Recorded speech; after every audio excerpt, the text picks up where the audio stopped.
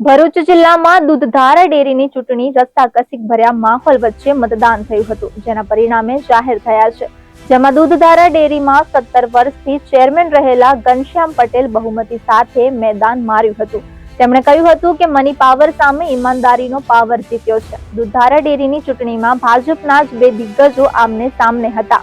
વાગરાના ધારાસભ્ય અરુણસિંહ રણા અને વર્તમાન ચેરમેન ઘનશ્યામ પટેલની પેનલ વચ્ચે ચૂંટણી યોજાઈ હતી।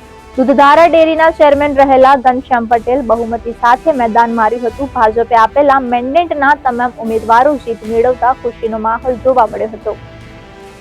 ભરૂચ જિલ્લા દૂધ ઉત્પાદક સંઘની ચૂંટણીમાં 12 ઝોનમાંથી 11 ઝોનની ચૂંટણી થઈ।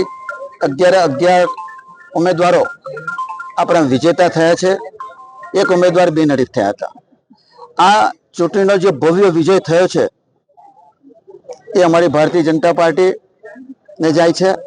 અમારા પ્રદેશ અધ્યક્ષ આદરણીય સી આર પાટીલ સાહેબે અમને મેન્ડેટ આપ્યો। સાથે સાથે અમારા પ્રદેશ મહામંત્રી આદરણીય રત્નાકરજીએ પણ અમને સમર્થન આપ્યું, હૂંફ આપી અને પરિણામે એમાં જીતી શક્યા છે। તો ખરેખર યશ આ ભારતીય જનતા પાર્ટીને જાય છે। સાથે સાથે મારા પશુપાલક મિત્રો અને મારા જે મતદાર ભાઈઓ, ખરો રંગ તો એ લોકો લાવ્યા છે, તો તેઓ પણ આ જીતના યશ ભાગી છે।